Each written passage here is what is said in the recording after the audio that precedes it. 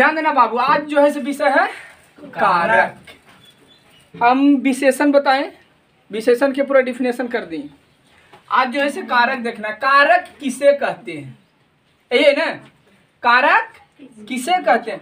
तो संज्ञा या सर्वनाम का वह रूप जो वाक्य के अन्य शब्दों खास करके क्रिया से अपना संबंध प्रकट करता है, कारक कहलाता है। समझ में आ रहा है?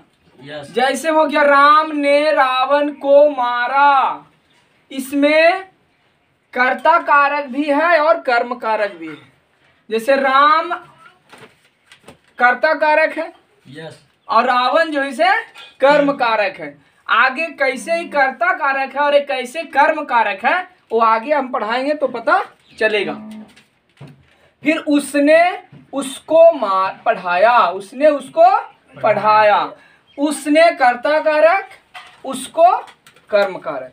आगे डिफिनेशन में पता चलेगा कि कैसे वो कर्म कारक है और कैसे कर्ता कारक है। कारक सबसे पहले बताओ कि कारक के कितने भेद होता है, यानी कारक कितने प्रकार के होता है। तो कारक जो होता है वो 8 प्रकार के होता है।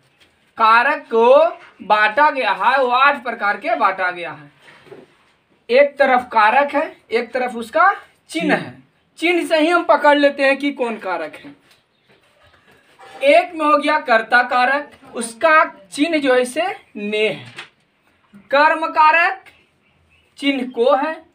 करण कारक से द्वारा, संप्रदान कारक को के लिए, अपादान कारक से, उस देखो यहाँ पर भी से है, यहाँ पर भी से है, तो ई से जो है से जुदाई का बोध कराता है। जो वाक्य बनेगा उस वाक्य में जुदाई का बोध कराता है, एक दूसरे से बिछड़ने का बोध कराएगा। फिर संबंध कारक, संबंध कारक में बताता है का के लिए, उसका विभक्ति जो है से का के की है। अधिकरण कारक, तो अधिकरण कारक में पर, अधिकरण कारक विभक्ति इसका में और पर है। फिर संबोधन कारक, संबोधन कारक में हे, अरे, अजी, एजी सब इसमें आता है। कौन कारक में आता है? संबोधन कारक में। अब देखो हम कर्ता कारक के डिफिनेशन पढ़ते हैं। कौन कारक? कर्ता कारक। तो कर्ता कारक किसे कहते हैं? तो जो काम करता है, इसका डिफिनेशन एकदम सीधा सीधा है, जो काम करता है उसे कर्ता कारक कहते हैं। जैसे में हमारा आ गया मोहन खाता है, खाने का काम कौन कर रहा है?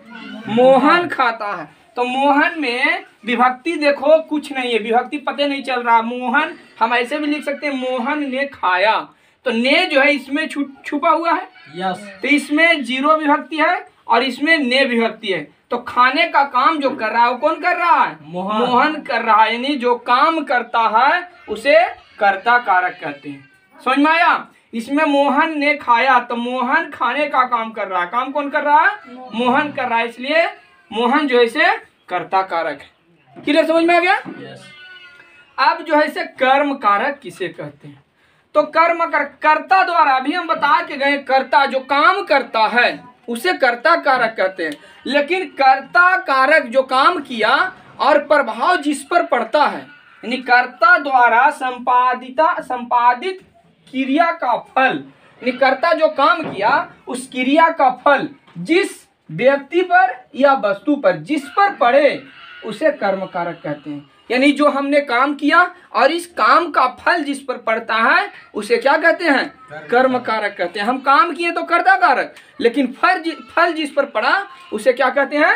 कर्म कारक कहते हैं। जैसे मोहन आम खाता है, सोहन आम खाता है, ये लिखा है सोहन आम खाता है, तो सोहन खाने का काम किया, ठीक है, तो कर्ता कारक। लेकिन कौची खाया? आम खाया, यानी क्रिया का फल जो है श्याम पर पड़ा। समझ में आया? इसे कर्म कारक कहते हैं। जैसे हम ऊपर में बताए थे अभी, राम ने रावण को मारा, तो राम जो है, राम ने रावण को मारा, तो राम काम किया है, राम मारने का काम कौन किया है? राम किया है, इसलिए राम कर्ता कारक। लेकिन क्रिया का फल पिटाया कौन? मराया कौन? रावण ने मराया, तो फल किस पर पड़ा?